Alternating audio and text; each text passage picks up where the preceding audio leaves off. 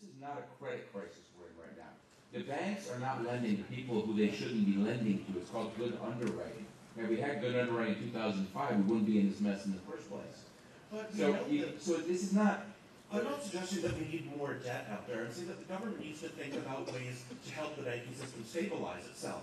If the banks are walking around with problem loans and all the FDIC does is assist them in extending those loans further, that doesn't necessarily return them to a healthy position in which they've been able to write down some of those problematic principal balances. Absolutely, and I think the FDIC, the problem with the FDIC, if I may, is that not so much they aren't doing the job, it's they can't do it fast enough. I mean, there's probably 2,000 banks that could be taken over tomorrow, but no one has the manpower nor the money to take care of that overnight.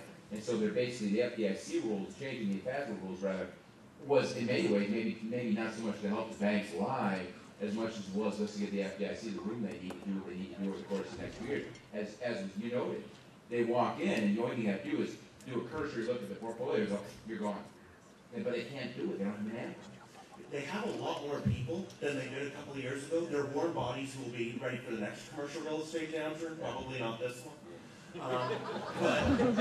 But we also know, though, and I think this speaks to one of the points you made, Chris, there's a great deal of countercyclicality in the quality of underwriting in commercial real estate. We make the worst performing loans as we approach the peak of the asset cycle.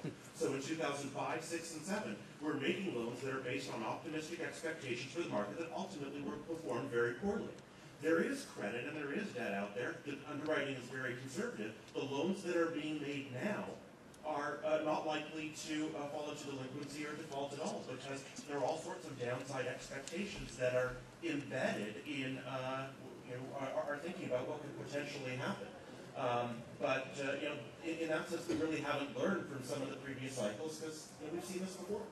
And there's probably another 300 banks, I think, projected this year to go down, to be taken back.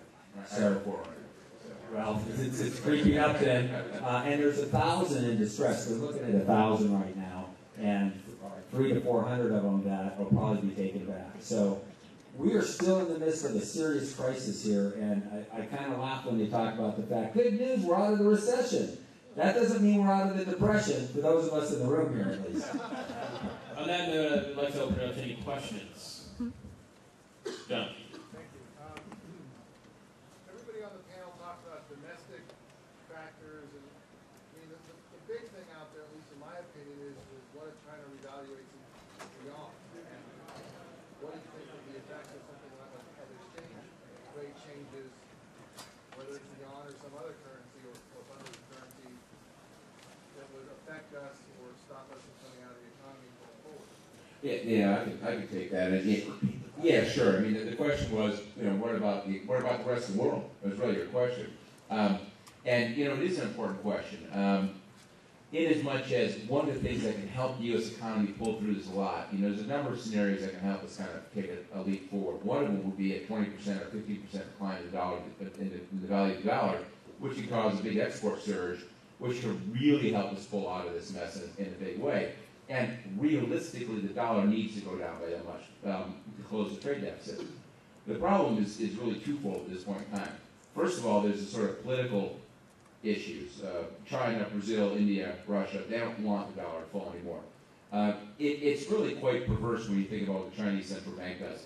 They tax relatively low-income Chinese citizens, and they use that money to purchase U.S. treasuries in order to make the dollar stronger so we can buy more from them.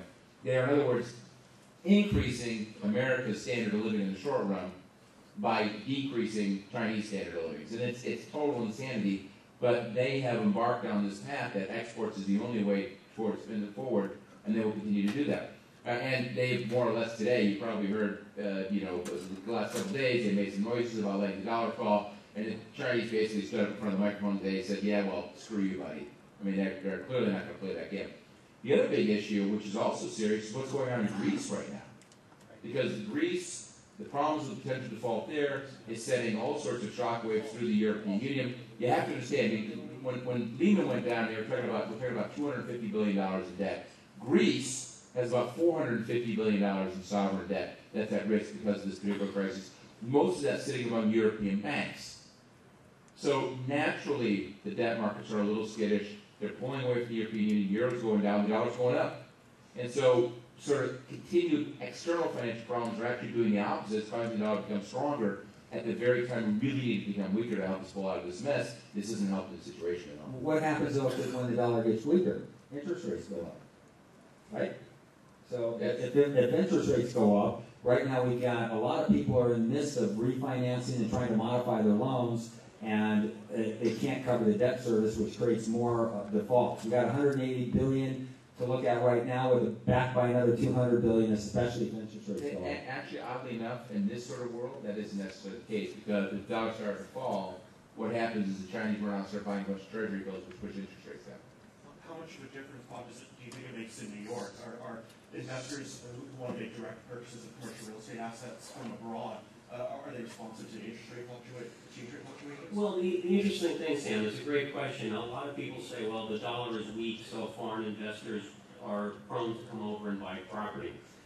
What we're seeing is that I think that dynamic is overstated, because if a foreign investor is buying U.S. real estate based on a weak dollar, they collect their cash flow in the same weak dollar. If they sell the property, they're getting their profit in the same weak dollar. So unless they believe that the U.S. currency is going to increase in value at a greater rate than their own currency, there's no reason to do it. Now, that being said, we've seen in New York an influx of private foreign capital greater than we've seen going back to the mid-'80s, where we're selling properties very frequently to high net worth individuals from overseas that are not real estate investors. They've made money in other businesses, whether it's technology, textiles, what have you, and they're buying on a 100% equity basis, no mortgage, and they're basically looking at New York properties as safety deposit boxes, and they're just buying,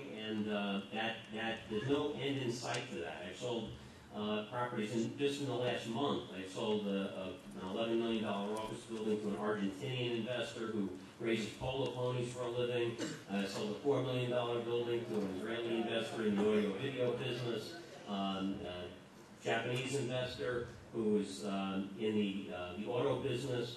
And the flow of this capital is just unending. There's probably close to 40 different investors we're working with now from overseas, not real estate people, who have varying amounts of equity between $5 million and $30 million of equity, that they just want to buy a property in the U.S. on an all-equity basis. Yeah, to jump on that, what Bob's saying is, it's really, they're looking for a safe harbor. I just got back from an Asian tour, and I wasn't sane, and what we found is that they want the security and the safety of the United States. If they keep the money in their country, they're actually getting better returns, doing much better than what we can give them here in the U.S., but they're looking for a safe harbor. One of the caveats, though, that I did find is that a lot of countries, especially the communist capitalist countries, like Asia, like China, Vietnam, a few others, they have to have licenses to pull money out, and they're restricted on what they can invest in. So they can't get the money out as easy as they say. So when you are talking to investors who say,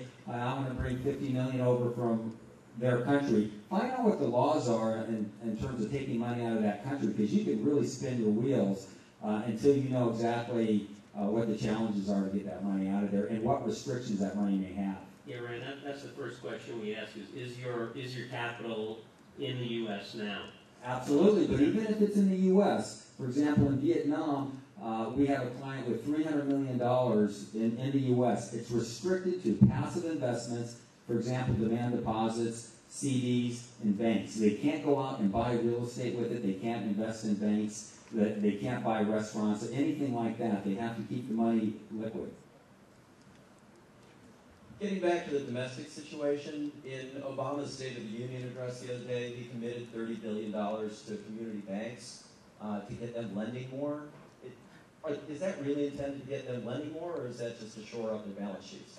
Well, Chris, correct me if I'm wrong, he didn't actually commit it. He's not able to actually commit it. The way that the Economic Stabilization Act is worded, he would have to get congressional... Yeah, of course. I mean, Congress has to approve anything right there. And, you know, again, it sounds good. Oh, these poor small businesses that can't get any cash, and it's so tough. You know, there was a lender to these small businesses, CIT, is that right? Yeah. And look what happened to that. all right? You know,